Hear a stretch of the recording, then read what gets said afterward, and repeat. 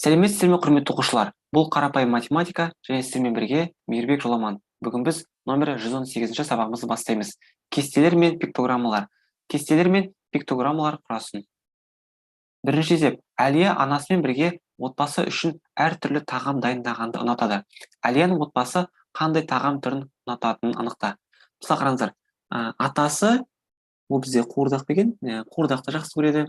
Одан кейін әжесі қуырдақты жақсы көреді. Әкесі мінекей мантыны немесе пельмен болсын, жаңағы тұшпара болсын, және қуырдақты жақсы көреді. Мінекей Әлияның өзі ол барлығын жақсы көреді.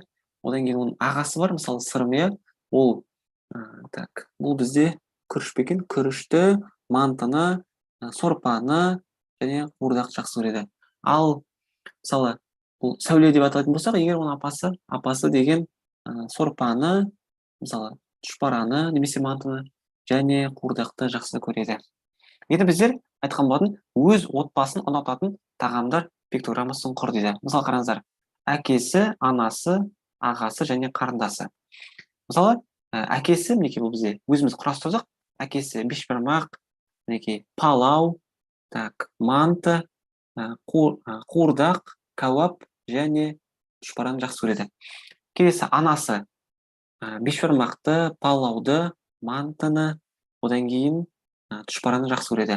Ал ағасы болса бешбармақты, мантыны, қуырдақты, кәуапты және тұшпараны жақсы көреді. Ал қарындасы болса, ол бешбармақты, палауды және кәуап пен тұшпараны жақсы көреді. Осылай өзіміз де құрастыра аламыз. Екінші есеп. Мәтін және кесте бойынша пиктограмма құр. Әлия алманы, алмұртты, қараөрікті жақсы көретінін айтты. Сырым қараөрік пен алманы жақсы көреді. Сәуле тек алманы жақсы көреді. Қараңыздар, біздер оны кесте арқылы байқап отырмыз. Сырым қараөрік пен алманы жақсы көреді. Әлия барлығын жақсы көреді, ал Сәуле болса тек қана алманы жақсы көреді. Енді оны пиктограмма арқылы көрсетуіміз керек. Қараөріктің, алманы және алмұрттың суретін қойдық. Енді қараңыздар, бізде Әлия барлығын жақсы көреді. Ал бізде кім бар? Сырым бар. Сырым деген қараөрік пен алманы жақсы көреді.